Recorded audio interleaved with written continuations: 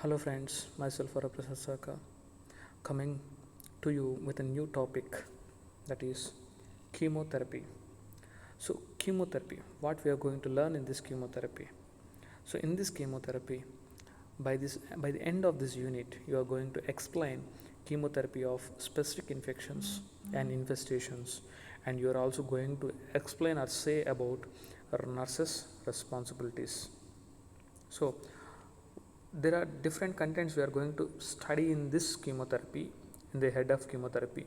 They are all the drugs that are used for different types of infections in our body, and along with that we are going to learn about nursing responsibilities of each and every class of the drug. Then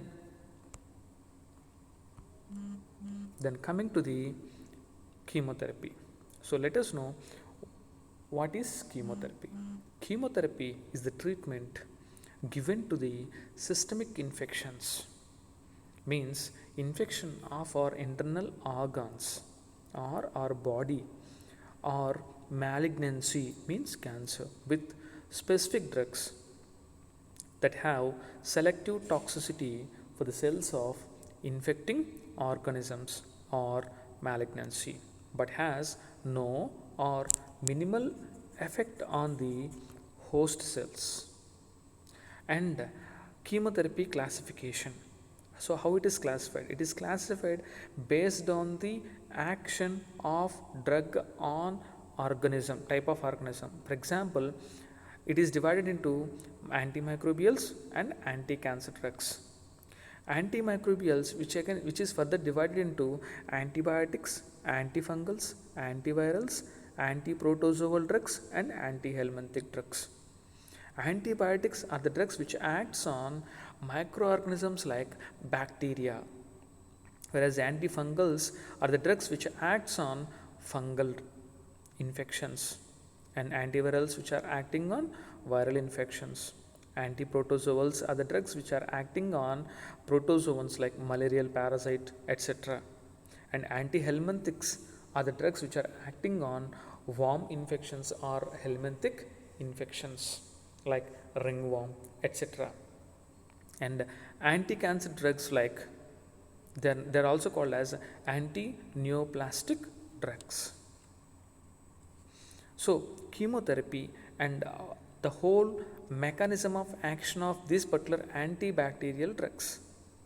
So we have already seen the classification of chemotherapy, and in chemotherapy we are going to study about the mechanism of action of antibacterial drug.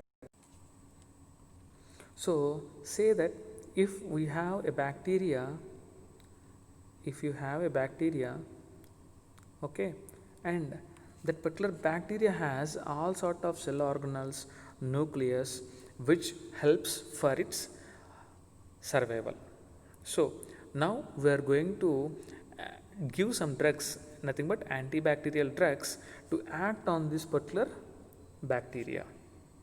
So how that particular drugs will kill that particular bacteria? So coming to those drugs and their actions. So in the first one is the cell wall that is present around the bacteria. So if we could remove this particular cell wall, then the bacteria will be died. So the first one is inhibiting of cell wall synthesis. Under that, we are getting drugs like penicillins, cephalosporins, carbapenems, monobactams, vancomycin, cycloserine, and bezitracin. These are the drugs that inhibits the cell wall synthesis. Okay, so those drugs prevents the formation of cell wall. And next one is cause of leakage from cell membrane, means the drugs that can damage the cell membrane of bacteria. So what are those drugs? Polymyxin, colistin, bezitracin, and amphotericin. These drugs will form pores in the bacterial cell wall or cell membrane, and causes the leakage of causes the leakage of cell contents. And third one is inhibition of protein synthesis.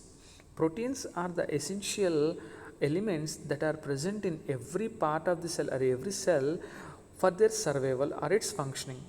Same ways, bacteria also needs to synthesize proteins in order for their survival and proper functioning. So if we could inhibit the protein synthesis, then automatically the requirements of the cell gets or the bacteria gets decreased and the cell will die. So the drugs that comes under this category is tetracyclines, chloramphenicol, erythromycin, clindamycin and linezolid. These are the drugs that can prevent protein synthesis. And next one is cause of misreading of mRNA and affects the permeability. So here we are stopping protein synthesis by mRNA. So here these drugs will misread the mRNA and forms the malproteins, means other proteins other than the proteins that are required. Okay, so those drugs are aminoglycosides, examples are streptomycin, gentamicin, etc. And next class of drugs are the drugs that inhibits the DNA gyrase. So DNA gyrase helps in the replication of DNA and helps in the reproduction of bacteria. So here we are inhibiting DNA gyrase, therefore there will not be any sort of DNA replication. Examples are ciprofloxacin. And next one is inhibition with interfering with DNA function. DNA function, what is the functions of DNA? Transfer of genetic material from one part to another cell, one cell to other cell, or from parental cell to daughter cells, and at the same time helps in the production of proteins or synthesis of proteins. Okay, so rifampin is the drug that interferes with the DNA functions, and the drugs that inhibits or interferes with the intermediary metabolism, means metabolism of the bacteria. So what are those drugs? Sulfonamides, trimethoprim, pyrimethamine, para-aminosalicylic acid and metronidazole. This simply blocks the metabolic activity of the bacteria. So these are the mechanisms of antibacterial drug as well as the classification, mechanistic based classification of antibacterial drugs.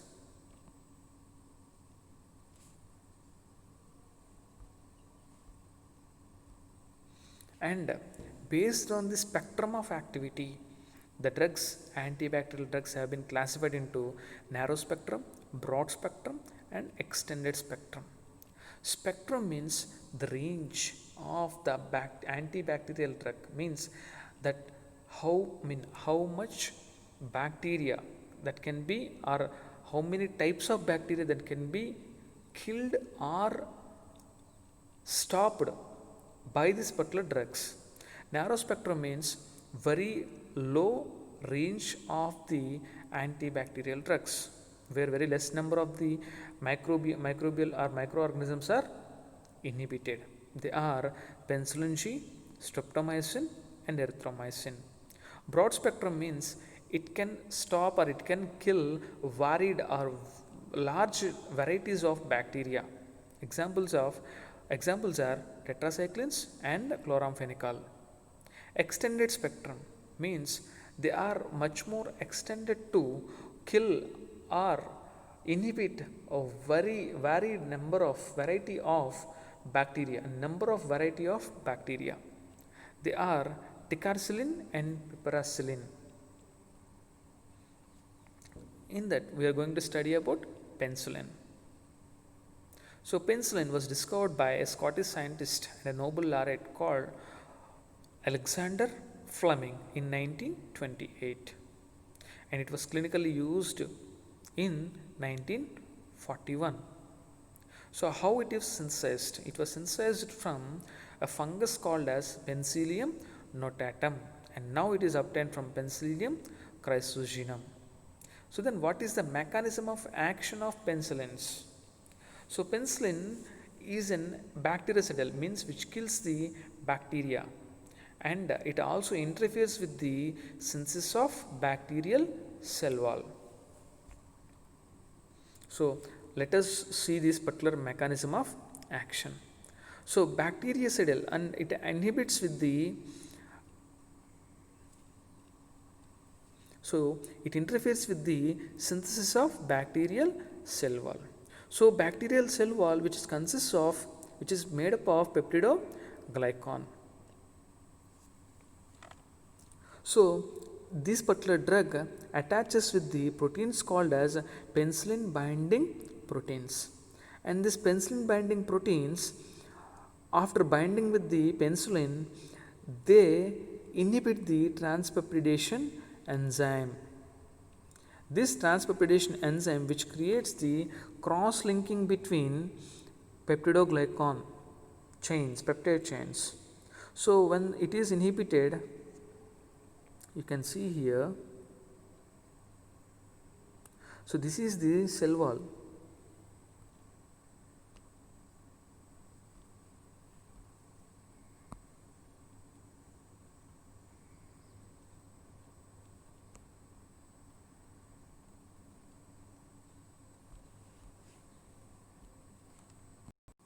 So this is the cell wall.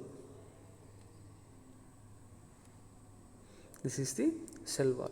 So from inside the bacterial cell wall, it produces peptide chains.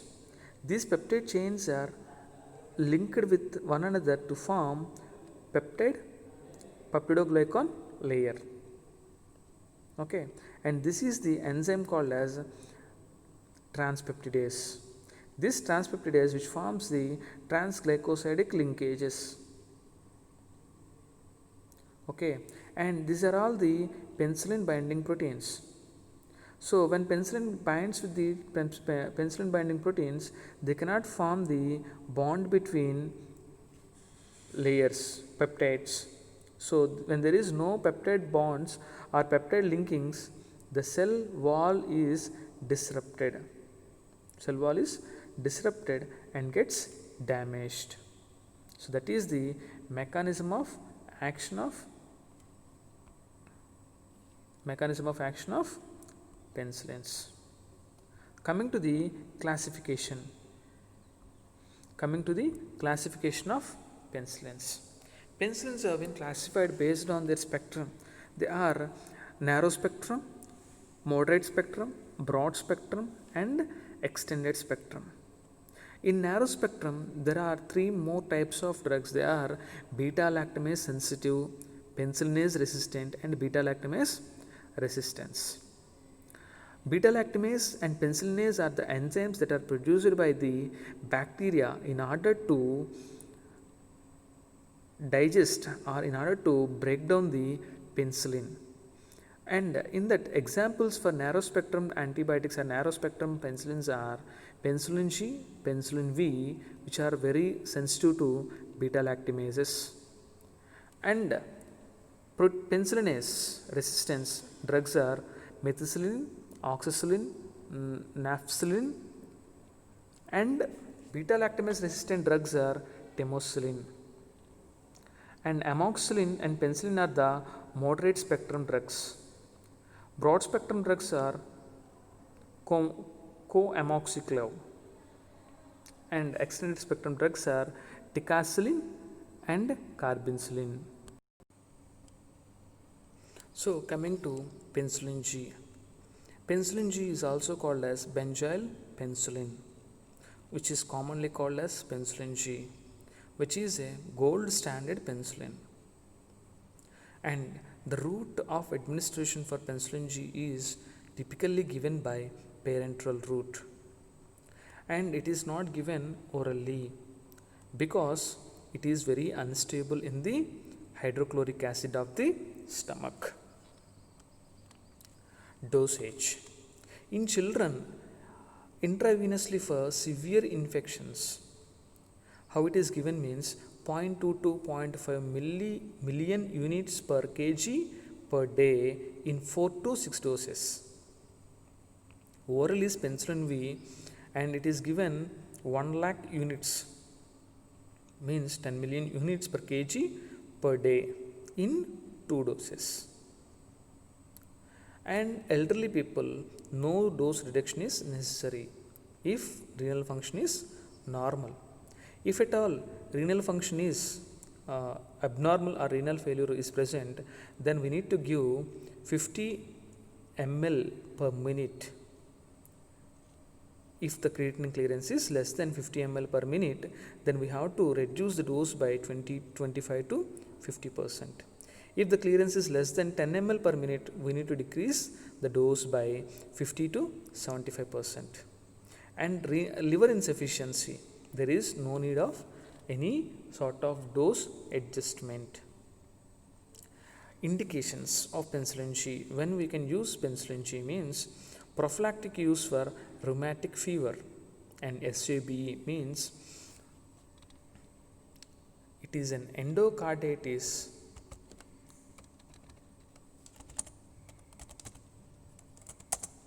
SABE means it is an endocarditis caused by bacteria. Full form of SABE is subacute bacterial endocarditis and agranulocytosis, gonorrhea or syphilis. It is given before or 12 hours within contact at 2.4 million units. That is prophylactic use, means before the attack of that particular disease we can use this particular penicillin G. And for surgical infections, so for that before 8 to 12 hours we can add penicillin G with procaine and aminoglycosides. Streptococcal infections, for streptococcal infections we can use at 10 to 20 milliunits IV daily for 2 to 6 weeks. And it can be used in meningococcal infections, otitis media, scarlet fever, gangrene, gas gangrene, syphilis, rheumatic fever, bacterial endocarditis, diphtheria, tetanus and anthrax. Contraindications. It is not used in the patients with hypersensitivity to penicillin drug. So before giving the penicillin intravenously, we need to check for hypersensitivity reaction by injecting to skin. Next, pregnant women. It can be given to pregnant women because it is considered as safest antibiotic during pregnancy. Nursing mothers. It can also be given to nursing mothers because the concentration in breast milk is very low. And adverse reactions. Severe hypersensitivity with anaphylactic shock, which is very rare and occurs mostly in connection with parenteral administration. And skin rashes, lethargy is also one of the adverse effects of penicillin G. And penicillin G is given to syphilis patient. When it is given to syphilis patient, it causes Jarisch-Herxheimer reaction. Jarisch-Herxheimer reaction means the drug when given to syphilis patient, the bacteria that is present in the body were killed by the penicillin, and the dead microorganism releases endotoxins which may lead to reactions in our body, that is called Jarisch-Herxheimer reaction. So what we can see in this reaction means we can experience myalgia, headache, tachycardia, chills, hypertension, flushing, etc. These are all the symptoms of Jarisch-Herxheimer reaction. And next one is penicillin V. Penicillin V is the phenoxymethyl analog of penicillin G. So since it is an acid resistant penicillin, we can give it through oral route. Mechanism: penicillin V exerts a bactericidal action against penicillin sensitive microorganisms. Okay, and it acts through the inhibition of biosynthesis of cell wall mucopeptide. And dosage: penicillin V potassium for oral solution should be determined according to the sensitivity of the causative organism and severity of the infection. For streptococcal infections, mild to moderately severe infections, that too upper respiratory tract infections including scarlet fever and erysipelas, we can give 125 to 250 mg for every 6 to 8 hours for 10 days. And pneumococcal infections, again mild to moderately severe infections of respiratory tract including otitis media, we can use 250 to 500 mg every 6 hours until the patient has been febrile at least for 2 days. And staphylococcal infections, for mild infections of skin and soft tissues, we can give 250 to 500 mg every 6 to 8 hours. Okay, when we can use penicillin V? Penicillin V potassium is indicated in the treatment of mild to moderately severe infections of penicillin G sensitive microorganisms, streptococcal infections like upper respiratory tract infections and scarlet fever, pneumococcal infections and staphylococcus infections. Contraindications: a previous hypersensitivity reactions to any penicillin is a contraindication. We cannot give penicillin V if at all the particular patient is sensitive to any sort of penicillin. Adverse reactions: so what are the adverse reactions means? Neuropathy, epigastric distress, nausea, black hairy tongue, nephropathy, eosinophilia, hemolytic anemia, leukopenia and thrombocytopenia. These are the adverse effects of the penicillin V. So interactions of penicillins: any penicillin has drug-drug interactions. They are interacted with aminoglycosides. So their bactericidal action is increased, which causes additive effect. Oral contraceptives: so when taken along with oral contraceptives, the effectivity of oral contraceptives is decreased. And NSAIDs: so when taken with NSAIDs, penicillin will be available in free form and active form because they compete for protein binding.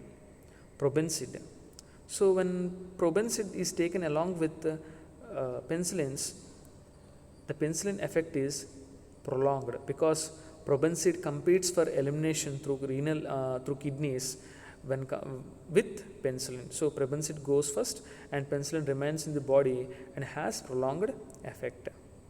Warfarin: along with warfarin, it increases metabolism of penicillin. Penicillin increases the metabolism of warfarin. Rifampin inhibits the bacterial action of penicillin. So nursing considerations means role of nurses. So we should use with very caution in the patients with drug allergies and GI disturbances.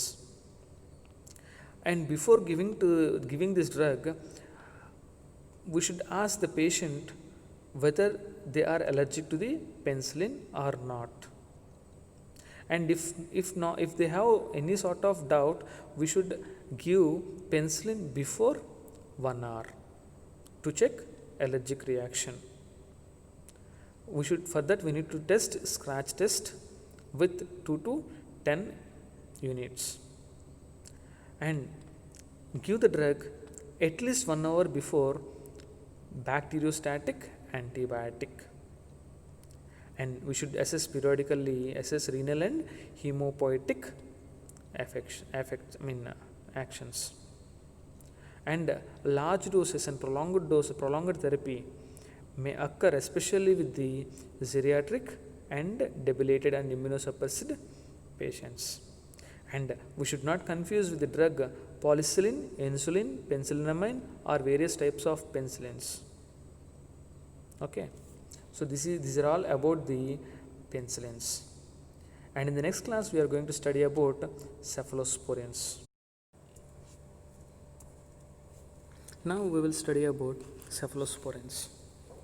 Cephalosporins are a group of antibacterials which are having broad spectrum activity. They are semi-synthetic beta-lactam antibiotics derived from the mold Cephalosporium. Its mechanism of action is to interfere with cell wall synthesis. So the mechanism of action in detail about cephalosporin.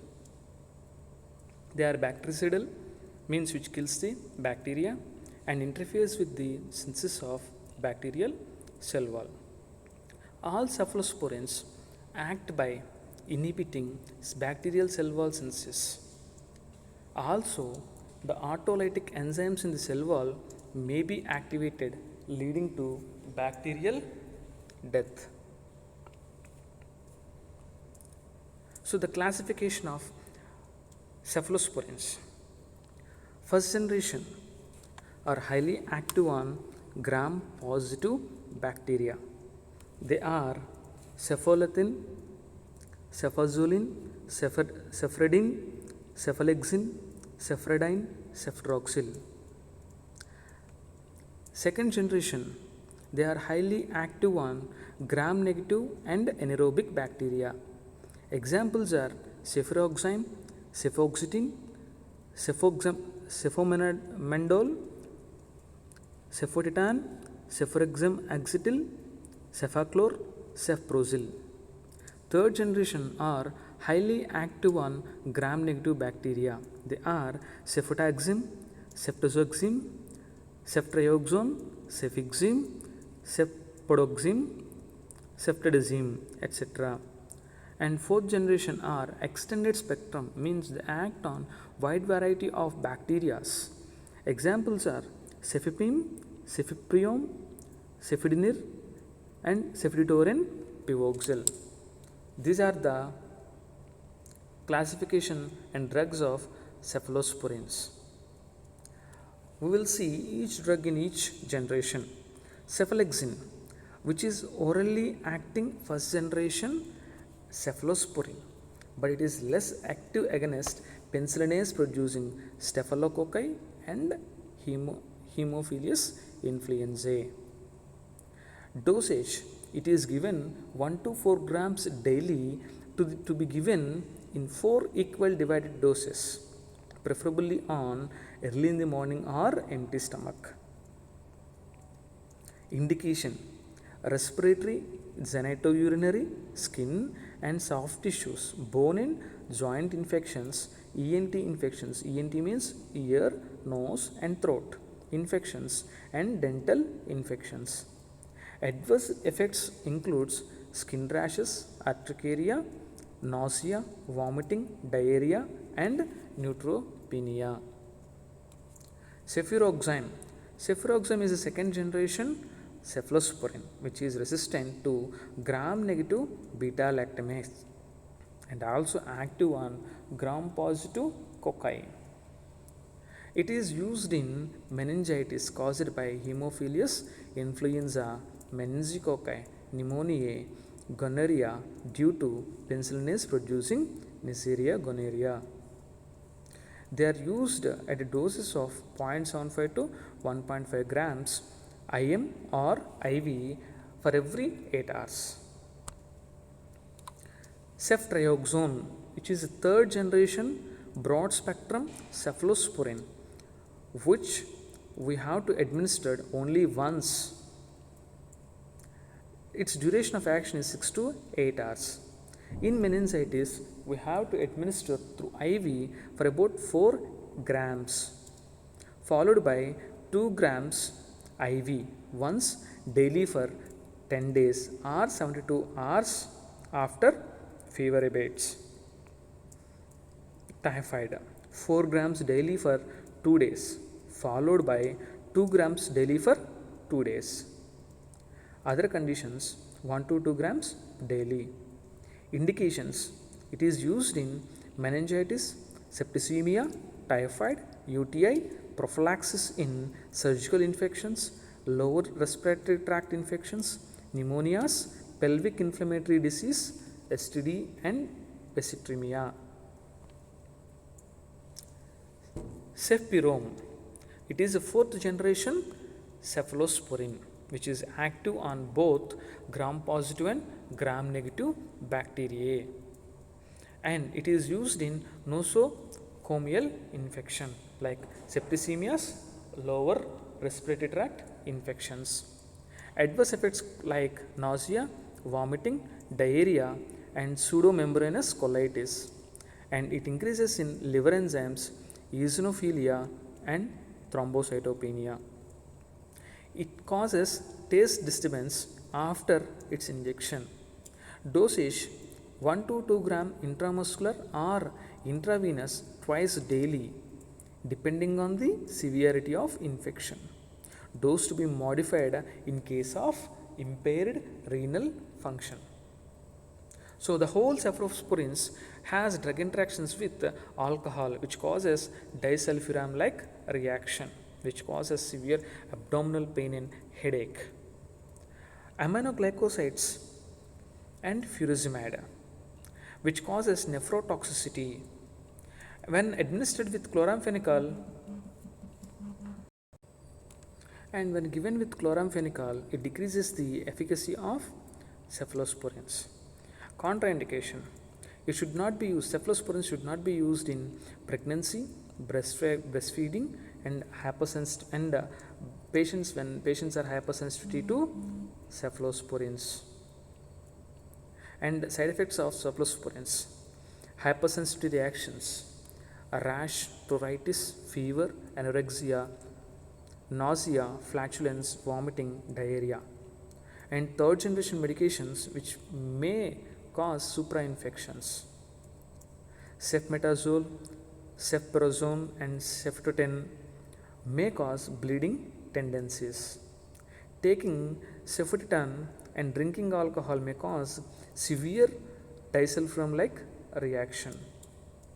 Coming to nursing implications, we have to evaluate intramuscular and intravenous sites for reaction such as abscesses and thrombophlebitis. We should minimize the complication of thrombophlebitis by rotating the injection sites and slowly injecting in a dilute solution. We should monitor the rate of infusion and check labeling for rate of IV infusion. We should also monitor renal and hepatic studies throughout the therapy. And we should advise the patients to hydrate, means to take water continuously, and notify healthcare provider if patient is experiencing diarrhea. And with medications that cause bleeding tendencies, we should monitor for bleeding. If there is any GI upset, patient can take medication with food. We should teach patient to refrigerate oral suspensions. IM injections are frequently painful, so we should forewarn the patient. We should warn the patient before giving the intramuscular injections. We should instruct the patient to report any signs of allergy like skin rash, itching, hives, and pruritus, etc. And coming to the next class of antibiotics are aminoglycoside antibiotics. Aminoglycosides are antibiotic with amino sugars in glycosidic linkage. Aminoglycosides are not well absorbed when given orally, so they need to be given intravenously. Aminoglycoside antibiotics are derived from Actinomycetes, Streptomyces, and Micromonospora. Aminoglycosides are used when other less toxic antibiotics are contraindicated or ineffective. They are mainly active against aerobic gram-negative bacilli such as E. coli, Proteus, Pseudomonas, Brucella, Salmonella, Shigella, and Lesbiella.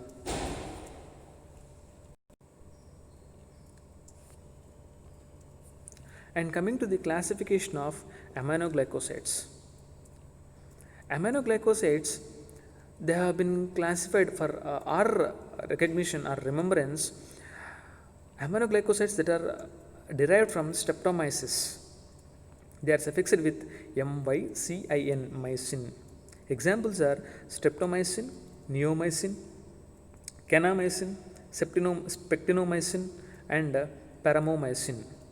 Whereas aminoglycosides derived from Micromonospora, they are suffixed with mycin, mycin. Examples are zentamycin, vadamycin, astromycin. Coming to the mechanism of action of aminoglycosides. Aminoglycosides, they bind irreversibly to 30S ribosomes, and this interferes with the proofreading process and which helps in the accuracy of translation. These antibiotics, aminoglycoside antibiotics, reduce the rejection rate for tRNAs, and that are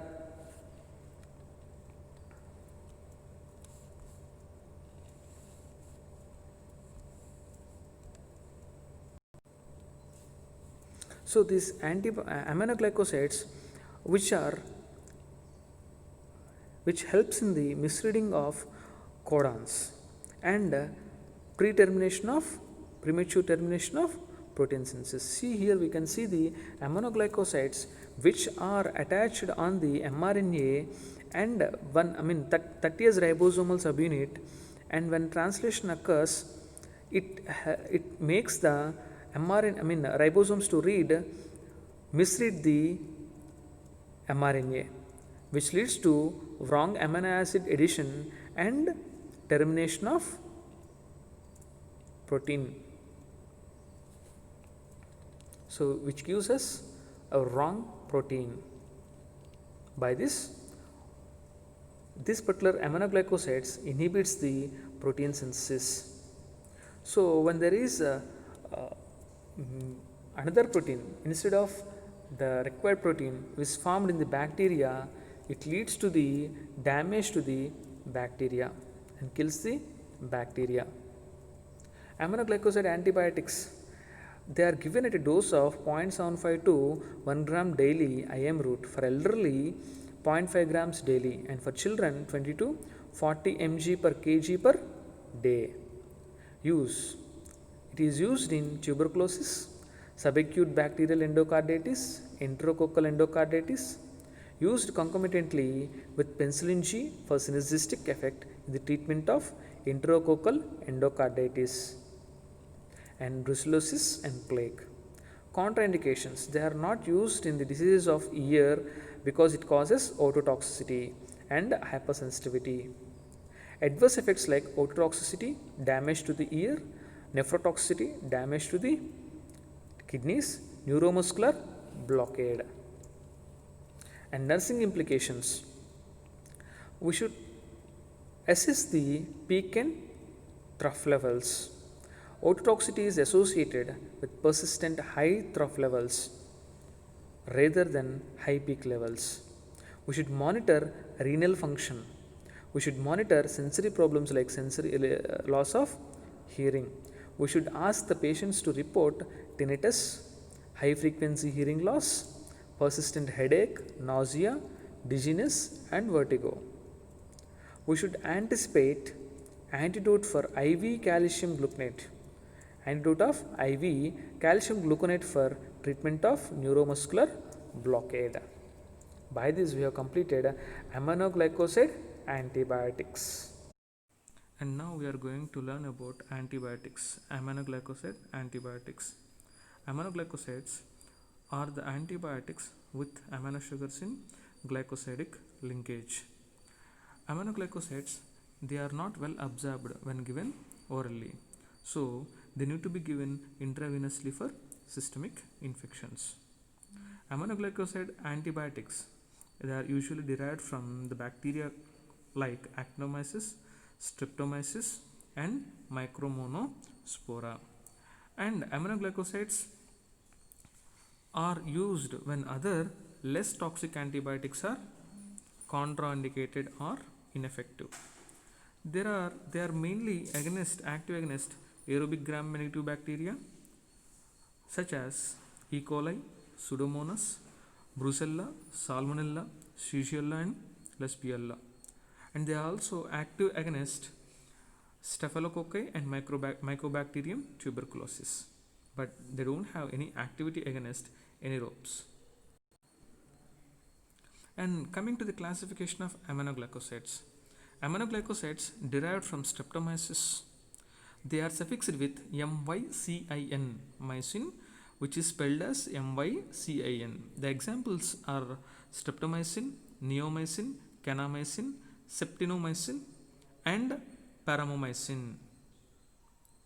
And aminoglycosides that are derived from Micromonospora, and they are suffixed with MICIN, mycin, spelled as MICIN. Then the examples are zentamycin, vadamycin, and astromycin. Coming to the mechanism of action of aminoglycoside antibiotics. Aminoglycoside antibiotics, which penetrates the cell membrane and bind to 30S ribosomes. Here you can see the orange colored one, which is an aminoglycoside, binds to 30S ribosome and which causes addition of wrong amino acids, resulting in the synthesis of abnormal protein synthesis. So these abnormal proteins which are likely to kill the particular bacteria. So the aminoglycoside antibiotics are bactericidal in action, since it produces abnormal bacterial proteins. So in the image you can see the formation of abnormal bacterial protein which is toxic to the bacteria. And these aminoglycoside antibiotics, which are given for adults at a dose of 0.75 to 1 gram daily by IM route. For elderly, it was reduced to 0.5 grams daily, and in children it is given at 20 to 40 mg per kg per day intramuscularly, and they are used for tuberculosis, subacute bacterial endocarditis, enterococcal endocarditis, and they are used concomitantly with penicillin G for synergistic effect. And contraindications during diseases of ear and hypersensitivity, because it causes adverse effects like ototoxicity, nephrotoxicity, and neuromuscular blockade. And nursing implications, what nurses have to do, and here we have to assess peak and trough levels. So we should assess when the aminoglycoside level is high and when the aminoglycoside levels are low. Usually at persistent high trough levels, which leads to the ototoxicity, and we also must monitor renal function since it causes nephrotoxicity, and we also have to monitor sensory problems because it causes loss of hearing. So we need to instruct patients to report tinnitus, high frequency hearing loss, persistent headache, nausea, dizziness, and vertigo. We should anticipate an antidote of intravenous calcium gluconate for the treatment of neuromuscular blockade, since neuromuscular blockade is an adverse effect of aminoglycoside antibiotics. And coming to macrolide antibiotics. Macrolide antibiotics, these are the antibiotics with macrocyclic lactone ring, which with attached sugars. And the examples are azithromycin, clarithromycin, erythromycin, roxithromycin, and telithromycin. And non-antibiotic macrolides, so they are used as immunosuppressants or immunomodulators. Okay, so the examples goes like this: Tacrolimus, Pimecrolimus, Sirolimus. So these are the examples of non-antibiotic macrolides. And mechanism of action of macrolide antibiotics. So macrolide antibiotics are also protein synthesis inhibitors. Their mechanism is to inhibit bacterial protein synthesis. How they will inhibit? Macrolide antibiotics, they bind to 50S ribosomes irreversibly to P site of the subunit of 50S ribosome. And this action is mainly bacteriostatic, and at higher concentration it can act as bactericidal in action. And here you can see the aminoglycosides mechanism of action. So here it comes and binds at P site of 50S ribosome. So when there is a translation occurs, it inhibits the protein synthesis. So it leads to the inhibition of formation of bacterial proteins. And coming to the doses of the antibiotics, macrolide antibiotics, erythromycin is given at 250 to 500 mg QID for 14 days. Roxithromycin, it is given 150 mg BD, okay, and clarithromycin is given at rate of 250 to 500 mg BD for 7 to 14 days. And azithromycin, first day it is 500 mg OD, then 250 mg OD for 4 days. So it is titrated. And telithromycin, which is given 800 mg OD for 7 to 10 days with or without food. Erythromycin, which is given per oral 500 mg once daily for 7 to 14 days with food or within 1 hour after meals. So what are the indications of macrolide antibiotics? Upper respiratory tract infections, acute pneumonia, wound and burn infections, acne vulgaris. As an alternative antibiotic to penicillin in allergic patients, in severe impetigo unresponsive to topical antibiotics, and in flocculitis. For topical control of acne vulgaris also, it is also used. And contraindications: 1. Aminoglycosides are hypersensitive to the patient, then we should stop that particular medication. And hepatic dysfunction, prolonged use must be contraindicated. And to avoid contact with eyes and mucous membranes. And in pregnancy also, it should be used with caution. And adverse effects: it causes nausea, epigastric pain and diarrhea, skin rashes and cholestatic jaundice, hypersensitivity reactions, fever, local irritation, redness, pruritus. And macrolides, mainly erythromycin and clarithromycin, also have a class effect of QT prolongation, which can lead to torsades de pointes. And interactions: anticoagulants, it interacts with anticoagulants and leads to hemorrhage. Carbamazepine, which is a dangerous toxic effect requiring resuscitative measures. Digoxin, serum levels if digoxin enhanced leading to toxicity. And ergot-alkalides, acute ergotism manifested as peripheral ischemia. And methylprednisolone decreases methylprednisolone clearance. And if it is taken with penicillins, it alters efficacy and may be synergistic or antagonist. Theophylline, increased serum theophylline levels resulting in toxicity. And triazolam, increased CNS depression. When it is taken along with macrolides, it increases CNS depression.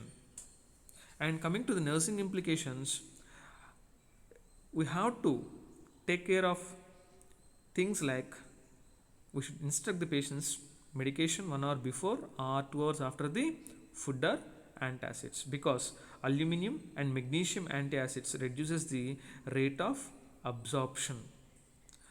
Observe for development of signs of superinfections. instruct patient to take a prescribed course of therapy, although symptoms may improve or disappear. Intravenous preparations are infused slowly over 60 minutes, followed by oral preparation of medication. So these are all about macrolide antibiotics. And coming to broad spectrum antibiotics. Broad spectrum antibiotics which can be treated both gram negative and gram positive bacteria. So here the broad spectrum antibiotics are tetracyclines. So we'll study about tetracyclines. So tetracyclines, which are naphthalene derivatives, and it contains 4 partially unsaturated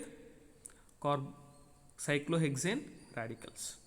The source is tetracyclines are obtained from catalytic dehydrogenation of chlorotetracycline, which is obtained from Streptomyces oropharyngeans.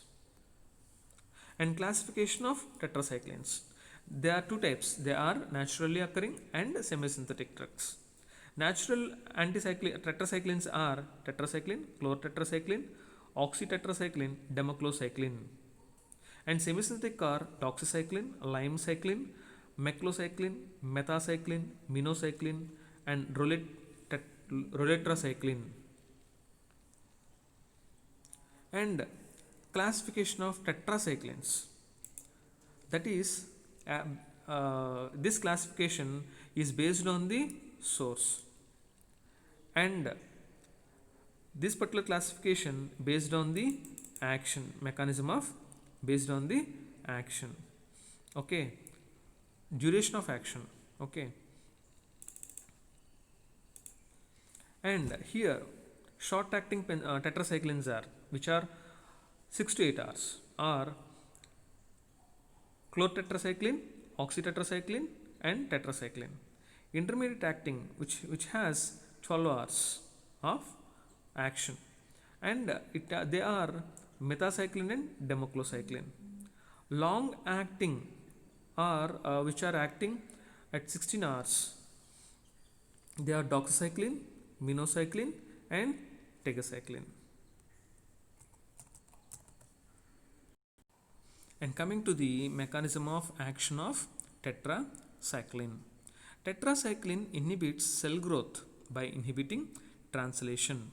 It binds to 16S part of 30S ribosome subunit and prevents the amino acyl tRNA binding from A site of the ribosome.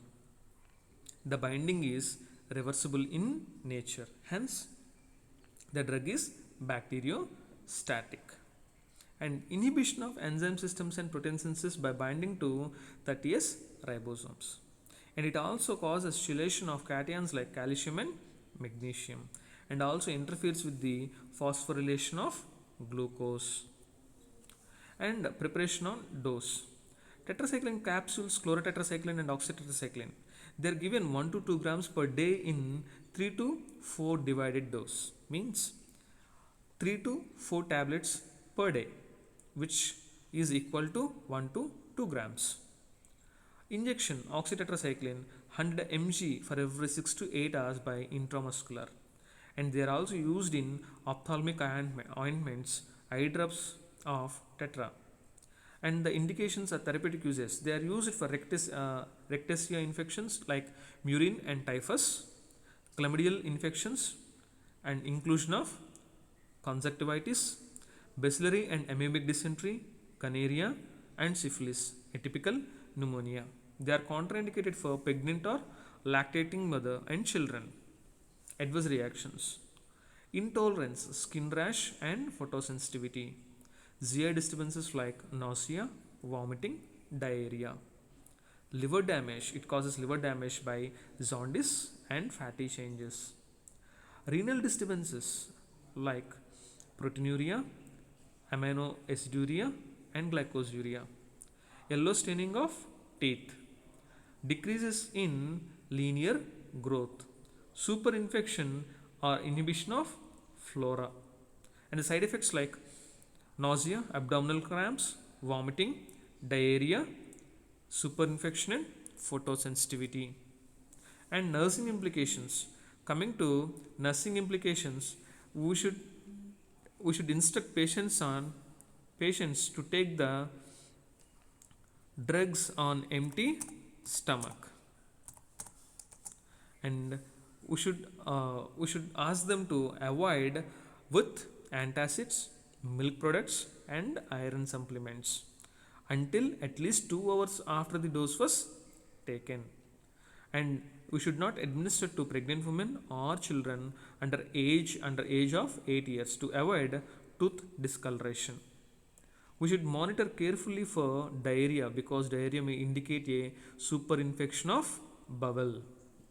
We should check dose and rate when delivering intravenously. We should ask the patients to wear sunscreen or protective clothing when they are going to outside because it can cause photosensitivity. And in broad spectrum antibiotics, we are going to study about chloramphenicol. And in chloramphenicol, it is an broad spectrum antibiotic obtained from Streptomyces venezuela, and now it is prepared synthetically by means of nitrobenzene derivative. So antibacterial activity, it has antibacterial activity. It inhibits gram-negative and gram-positive bacteria, Salmonella typhi, Haemophilus influenzae, Haemophilus pertussis, Rickettsia, and Chlamydia.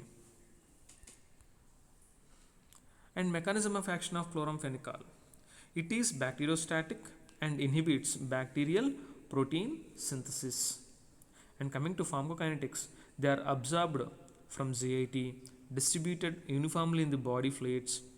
Penetration in CSF is very high, crosses placental barrier, metabolism, conjugation with glucuronic acid excreted from milk and urine. Adverse reactions: intolerance, skin rashes, drug-induced fever, angioneurotic edema, bone marrow depression. It also causes bone marrow depression, peripheral neuritis, and one of the marked adverse effect or adverse reaction is Gray baby syndrome. Dose: it should be given capsules 1 to 3 grams daily, oral suspension, dry syrup, parenteral use. Ophthalmic ointment is also available. Uses: it is used for typhoid, influenza, meningitis, plague, trachoma, and whooping cough, UTI. And now coming to sulfonamides. Sulfonamides are antimicrobial agents which contain sulfonamide SO2 and H2 group. These are the derivatives of parent compound para-aminobenzene sulfonamide. And coming to the classification based on their duration of action, short acting are sulfadiazine, sulfadimidine. And intermediate acting drugs are sulfamethoxazole and sulfamoxazole. Long acting are sulfadoxine, sulfadimethoxine, sulfamethopyrazine. And mechanism of action of sulfonamides. Sulfonamides have structural similarity to PABA. So they compete with PABA, para-aminobenzoic acid, for incorporation into folic acid.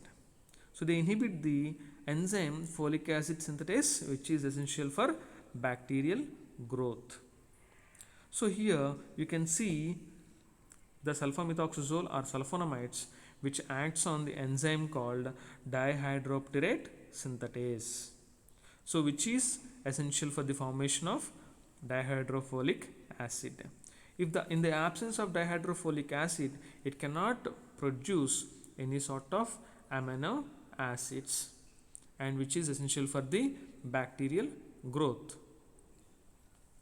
And sulfonamides, its dose: sulfadiazine tab, which is given 2 to 4 grams initially, followed by 1 to 2 grams every 4 to 6 hours, maximum of 6 grams per day.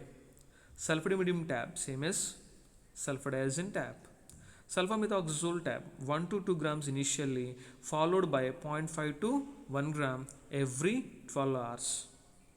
Sulfamoxazole tab 500 mg initially, QID then BID.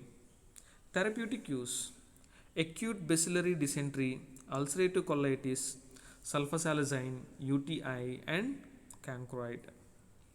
Meningococcal meningitis, trachoma and inclusion conjunctivitis, prophylaxis for streptococcal tonsillitis. These are the therapeutic uses of sulfonamides. And adverse reactions: allergic reactions which causes fever, skin rash, serum sickness, cutaneous photosensitization, and it also causes crystalluria which is formed from sulfonamide, hemopoietic toxicity which causes agranulocytosis, thrombocytopenia, psychotic episode goiter and hypothyroidism. And nursing implications: we should review the history of hypersensitivity, and we should monitor renal function and G6PD deficiency. Cotrimoxazole, which is a combination of sulfamethoxazole and trimethoprim, both are sulfonamides. Sulfonamides are antimicrobial agents which contain a sulfonamide group. So they are similar to the sulfonamides.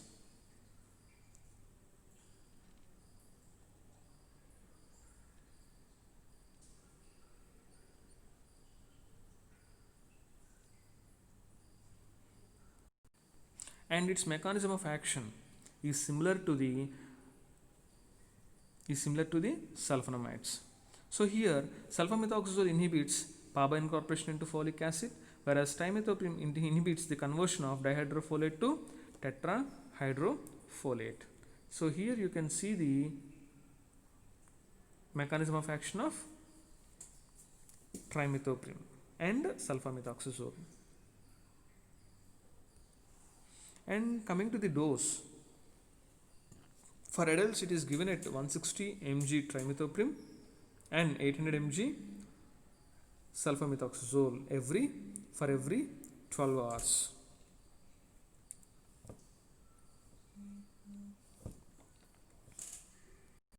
And in IV it is given 10 ml diluted and infused twice daily. And for severe infections it is given 15 ml.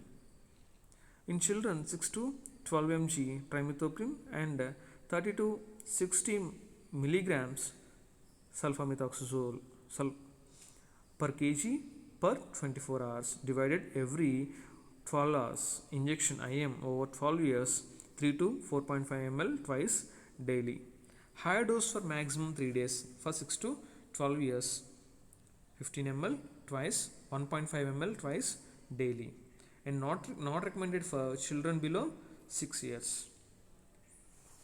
And injection 10 ml diluted infused twice daily for severe infections 15 ml 6 weeks to 5 months, and 1.25 ml diluted and infused twice daily for 6 months up to 5 years, 2.5 ml for 6 to 12 years. And indications: respiratory tract infections, urinary tract infections, bacterial dysentery, bacterial diarrhea, enteric fever, acute gonococcal urethritis, concrete, septicemia, prophylaxis and treatment of pneumocystis carinii infection, skin and soft tissues, and ENT infections. Adverse effects include skin rash, exfoliatory dermatitis, toxic epidermal necrolysis are rare, nausea, glossitis, vomiting, diarrhea, headache, hallucinations, depression, anemia, aplastic anemia, crystalluria, purpura, agranulocytosis. These are all the adverse effects of sulfonamides. And coming to quinolones. Quinolones, which consists of naldixic acid, which is active agonist gram negative bacteria like E. coli, Proteus, Lasviella, Enterobacter, Shigella, but not Pseudomonas. Mechanism of action: it inhibits bacterial DNA gyrase, which is required for DNA replication.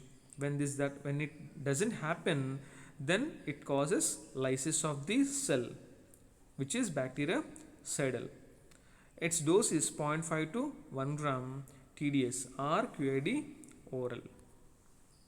Indications: they are used in UTI, both acute and chronic, and gram-negative species like cystitis, polyonephritis, prostatitis, postpartum pyelitis, urethritis, and trigonitis. Indications: they are used in bacillary dysentery, intestinal infections, diarrhea, dysentery, especially when produced by Salmonella. In chronic and resistant infections, initial therapy should be followed after several weeks by second course of treatment. Urinary stasis, which can aggravate and prolong urinary infections, and it should be corrected surgically if necessary. Contraindications: they should not be used in infants and in first trimester.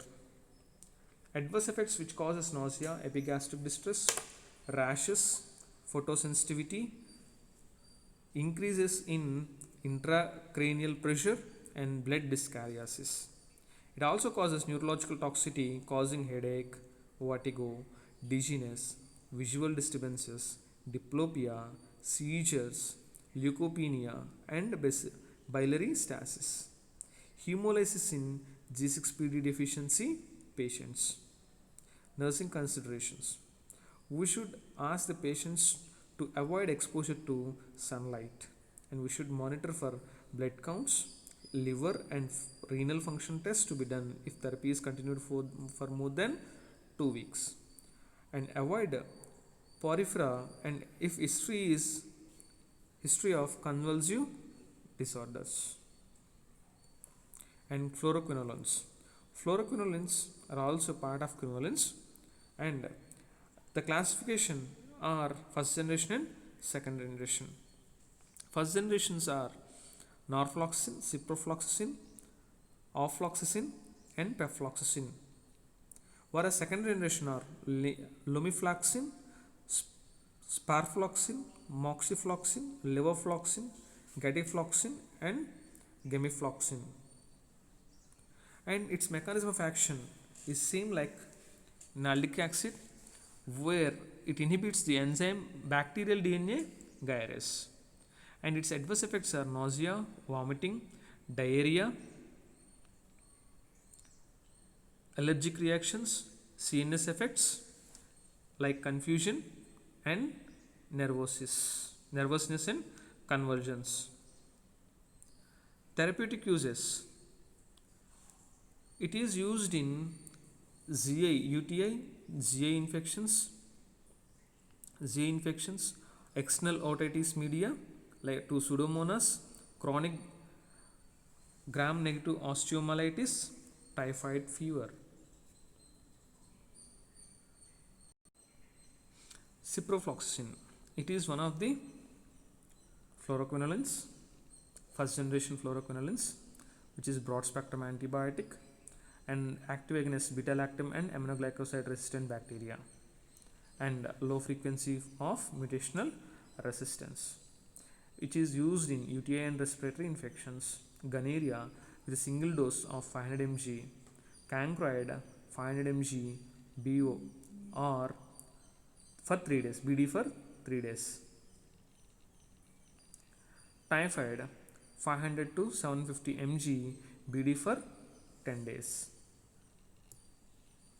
And adverse effects of ciprofloxacin: GI, nausea, vomiting, bad taste, anorexia, and in CNS it causes dizziness, headache, anxiety, insomnia, impairment of concentration, seizures in high dose, and in skin it causes rashes, photosensitivity, swelling of lips, and tendonitis.